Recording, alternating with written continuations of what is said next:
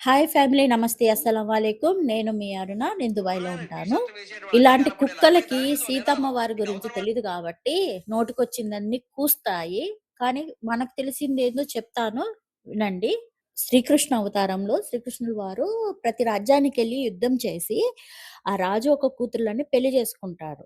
8 మంది భార్యలు, అష్టభార్యలొచ్చేసి 16,100 మంది అష్టభార్యలుంటారనమాట. ఆయన టార్గెట్ అంతో మరి ఎంతో తెలీదు గానీ, చేసుకున్న తర్వాత ఒక రాజ్యంలోనే అగ్నిదేవుడు ఆగిపోతాడు. మరి నా కూతురి పరిస్థితి ఏంటి శ్రీకృష్ణ అంటే, ఈ జన్మలో కాదు నెక్స్ట్ జన్మలో నీ కూతురిని నేను పెళ్లి చేసుకుంటాను. భార్యగా స్వీకరిస్తానని చెప్తాడనమాట.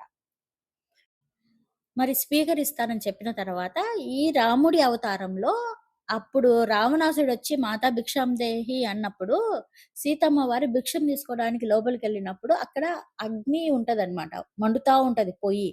ఆ అగ్ని నుంచి అగ్నిదేవుడు వచ్చి సీతమ్మ వారిని అగ్నిలోకి తీసుకొపోయి వాళ్ళ పుత్రికను అక్కడ పెట్టేస్తాడు. సీతమ్మ వారిలాగా. అప్పుడు రావణాసుడు సీతమ్మ వారనుకోని అగ్నిపుత్రికని తీసుకొని వెళ్ళిపోతాడు. తీసుకొనెళ్ళి అక్కడ పెట్టి, అక్కడ యుద్ధం చేసి మళ్ళా సీతమ్మ వారిని తీసుకొనొచ్చేటప్పుడు రామునికి తెలుసు సీత గాదు అగ్నిపుత్రిక అని. ఈ ప్రతి అందుకని ఆయన భూమి మీద తీసుకొని అమ్మాయిలు తాకకుండా ఎక్కువ మాట్లాడకుండా అర్ధనగ్నంగా "నువ్వు అగ్ని ఫోటోలు పరీక్ష అవి ఉంటాయి. చేసిరా, తర్వాత నిన్ను స్వీకరిస్తానని" చెప్తాడు. వెళ్తే సీతమ్మ వారు అగ్ని పరీక్షకు అక్కడ అగ్నిదేవుడు ఆమె కూతుర్ని ఆయన కూతుర్ని తీసేసేసుకొని సీతమ్మ దేవితను బయటికిచ్చేస్తాడంట. అప్పుడు బి అప్పుడు సీతమ్మ దేవి వస్తానే రామునికి తెలుస్తది కాబట్టి వాళ్ళిద్దరూ మళ్ళా స్వీకరిస్తారనమాట. ఇది కథ.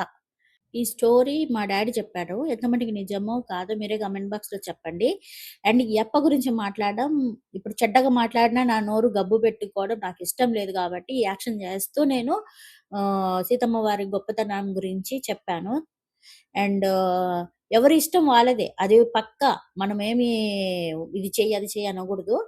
ఉద్దేశ్యం చెప్పొచ్చు. నా ఉద్దేశ్యం ఏంటి? ఆడోళ్ళు నిండుగా బట్టలేసుకుంటేనే మంచిగా ఉంటది. నేను శివ బాలయ్య సార్‌కే సపోర్ట్ చేస్తున్నాను. Thank you so much.